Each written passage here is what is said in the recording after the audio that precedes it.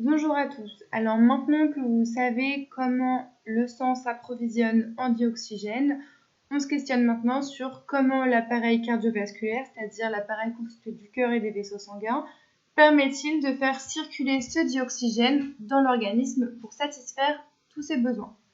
Donc l'hypothèse qu'on a écrite, c'est que le cœur, qui est un muscle, envoie le sang riche en dioxygène dans l'organisme par les vaisseaux sanguins et il va renvoyer par les vaisseaux sanguins aux poumons le sang qui est appauvri en dioxygène et qui est issu de l'organisme. Donc je vous rappelle que vous aviez l'exemple de deux schémas ici, le schéma de Manon et de Sean. Donc dans chaque schéma, il y a des éléments bons et des éléments faux. Et vous, votre objectif, c'est de reproduire sous un unique schéma la circulation sanguine chez l'être humain. Donc pour ça, vous deviez vous aider des documents, trouver les informations du document, vous permettant de savoir si c'est Sean ou Manon qui avait raison. Donc pour commencer, si on prend document par document, alors, on observe ici que dans les deux organes, l'organe 1 et l'organe 2, dans le sang qui est entrant dans l'organe, on a à peu près la même quantité de dioxygène dans 100 ml de sang et on a à peu près la même quantité de dioxygène dans le sang sortant. Ça veut dire que les organes 1 et 2 reçoivent en même temps le sang parce qu'ils reçoivent la même quantité de dioxygène. Si l'organe 1 recevait du sang en premier par rapport à l'organe 2, alors l'organe 2 aurait moins de dioxygène dans le sang entrant parce que l'organe 1 se serait déjà servi. Donc là, grâce à ce document-là, on peut voir que c'est, si on reprend les deux schémas initiaux, on peut voir ici finalement que c'est Manon qui avait raison parce que si on regarde son schéma, les vaisseaux sanguins sont en dérivation, ça veut dire que l'organe 1 et l'organe 2 reçoivent du sang en même temps.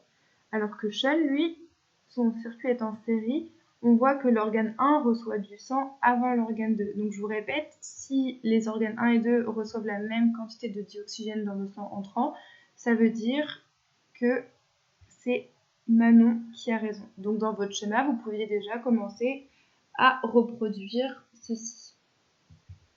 Ensuite, si on regarde le document numéro 2, on a ici une photo du cœur. Donc on a le cœur gauche de ce côté-là, le cœur droit de ce côté-là.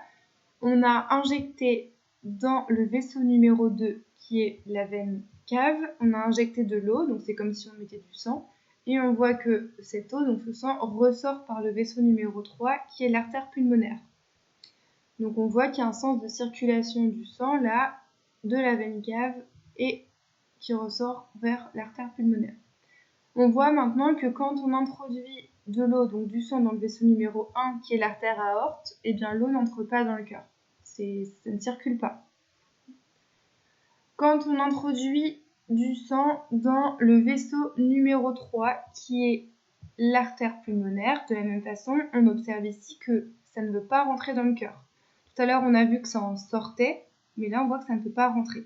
Donc déjà, là, on met en évidence un sens de circulation du sang, qui est le sang qui rentre par la veine cave et qui ressort par l'artère pulmonaire, et pas l'inverse. Enfin, dans l'expérience D, on voit que quand on fait rentrer de l'eau ou du sang, c'est pareil, dans le vaisseau numéro 4, qui est la veine pulmonaire, eh bien cette eau ressort par le vaisseau 1, qui est l'artère aorte. On a vu que le sang ne pouvait pas rentrer dans l'artère aorte, on voit maintenant qu'il peut en sortir. Donc là, on voit qu'il y a deux entrées de sang et deux sorties de sang au niveau du cœur, une entrée au niveau de la veine cave et une entrée au niveau de la veine pulmonaire. Et on voit qu'on a deux sorties de sang, une sortie au niveau de l'artère pulmonaire et une sortie au niveau de l'artère aorte. Donc si on reprend les schémas initiaux, on voit sur le schéma de Manon, par la flèche rouge là, qu'on avait une entrée de sang et une sortie de sang. Donc c'est maintenant que c'est pas possible. On a deux entrées de sang et deux sorties de sang.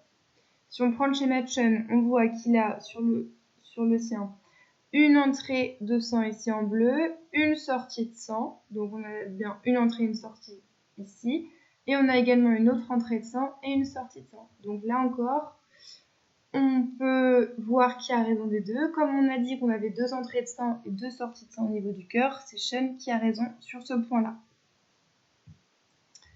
Ensuite, si on prend le document suivant, là on a coupé le cœur en 2 transversalement, vous voyez ici la coupe, et on voit ici que le cœur finalement c'est pas un ensemble musculaire unique, c'est pas plein, c'est creux. On a deux creux ici, un creux qui est la cavité gauche, donc le cœur gauche, et un creux à droite qui est la cavité droite.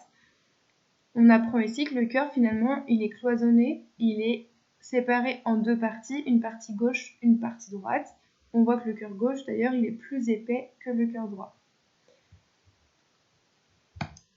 Et enfin sur ce dernier document, ça reprend un peu le document de tout à l'heure, on voit la circulation du cœur, donc c'est ce qu'on a mis en évidence par l'introduction d'eau dans les pailles. On voit que le sang pauvre en dioxygène, il arrive de l'organisme par la veine cave, donc il vient des organes, il est pauvre en dioxygène parce que les organes se sont servis du dioxygène. Ce sang pauvre en dioxygène, il repart par l'artère pulmonaire vers les poumons, donc c'est ce qu'on a mis en évidence tout à l'heure également.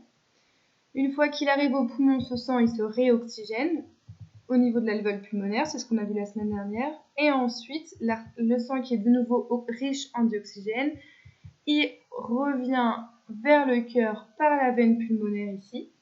Donc là, il est devenu riche en dioxygène. Et il va être propulsé par le cœur dans tout l'organisme par l'artère aorte. Donc on voit bien ici que le sang pauvre en dioxygène dans le cœur droit, qui était peu musclé, on a vu ça sur le document là.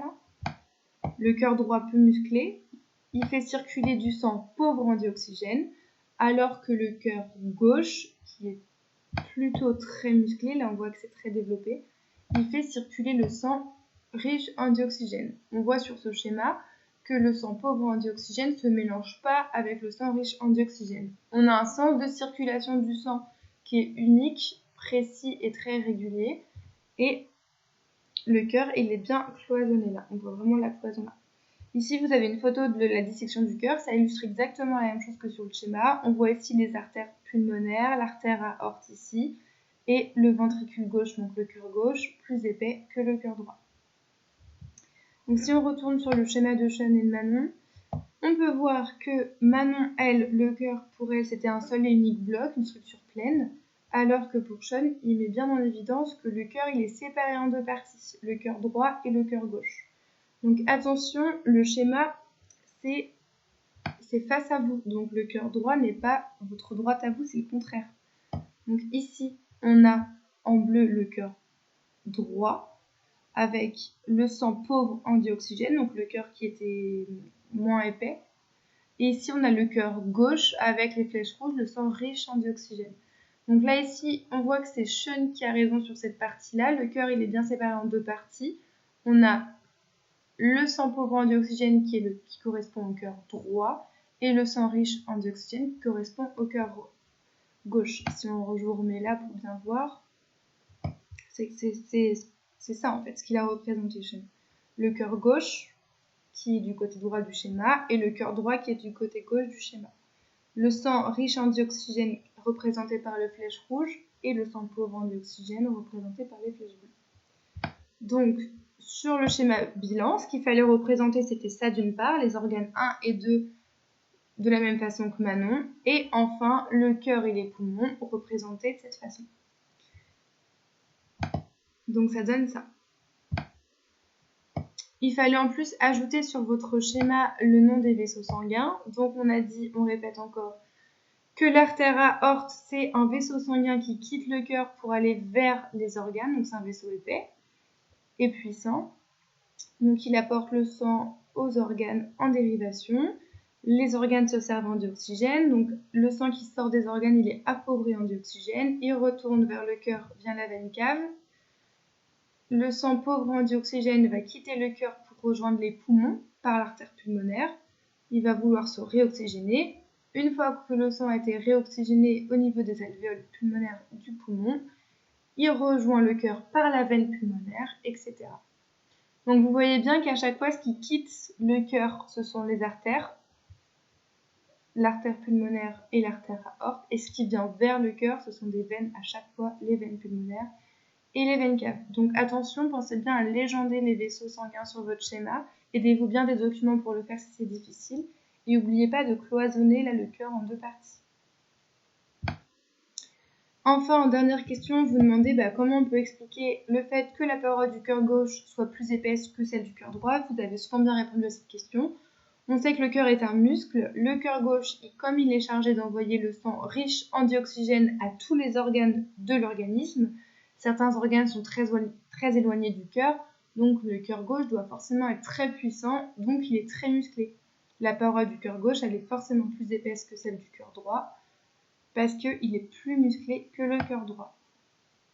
Donc là, je vous ai mis, vous pourrez voir sur l'ENT, une explication complémentaire sur ces documents. Donc c'est exactement ce que je viens de dire à l'oral. Donc pensez bien à vous corriger au stylo vert, à bien prendre le temps de tout comprendre et de recopier ce bilan au stylo rouge après vous êtes corrigé. Donc le bilan il dit que le cœur est un muscle cloisonné en 2 parties, gauche et droite. Le cœur gauche est plus épais que le cœur droit car il doit être suffisamment musclé pour envoyer le sang à tous les organes de l'organisme.